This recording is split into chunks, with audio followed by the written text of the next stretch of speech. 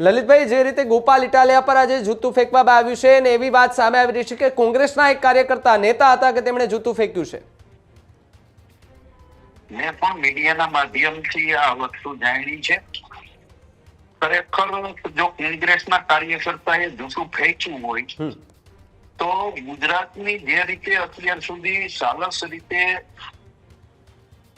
અને સંસ્કૃતિની રીતે ગુજરાતના જે સંસ્કારો હતા એ મુજબ શાંત રાજનીતિ હતી, પરંતુ આમ આદમી પાર્ટીની ગુજરાતમાં એન્ટ્રી થતા ક્યાંક ને ક્યાંક રાજકીય વાતાવરણ ગોળાનું છે અને એને કારણે આ થઈ કોઈ ખરેખર જો આ બનાવ માં સત્યતા હોય તો હું એની નિંદા પણ કરું છું.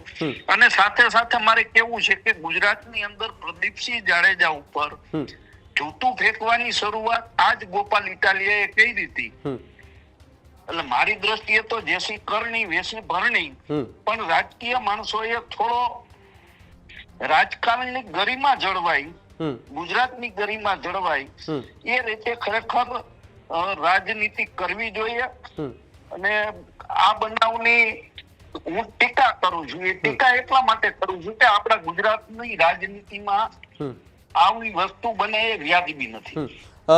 લલિતભાઈ, આ જે ઘટના બની છે આજથી 7 વર્ષ પહેલા પણ આ જ પ્રકારની ઘટના કે જેમાં જૂતું ફેંકનાર ગોપાલ ઇટાલિયા હતા, પરંતુ આજે જે ઘટના બની છે એમાં જૂતું ખાનાર ગોપાલ ઇટાલિયા નીકળ્યા છે, જૂતું ફેંકનાર નહીં.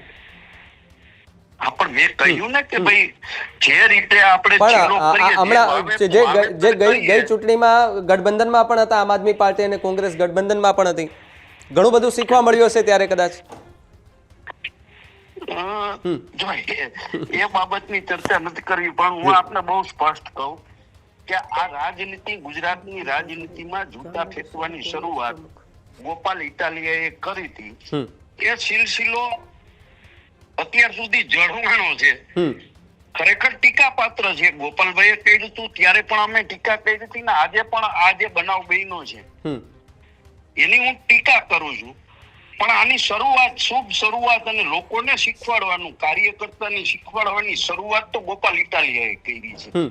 એટલે ક્યાંક જોઈએ તો જેસી કરણી વેસી ભરણી એને કર્યું છે ને એને ભોગવું. અને આમાંથી બીજા રાજકીય માણસોએ બોધપાઠ લેવો જોઈએ. કોઈની સભામાં જઈ અને ખલેલ પહોંચાડવી, કોઈને ખોટા પ્રશ્નો પૂછવા, કોઈની સભા વીખવાનો પ્રયત્ન કરવો, એ આજે એ કરે છે તો કાલ સામેની વ્યક્તિ પણ કરવાની છે. એટલે ખોટો ચીલો પડી રહ્યો છે એવું હું માનું છું. જી લલિતભાઈ, ખૂબ ખૂબ આભાર જોડાવા બદલ.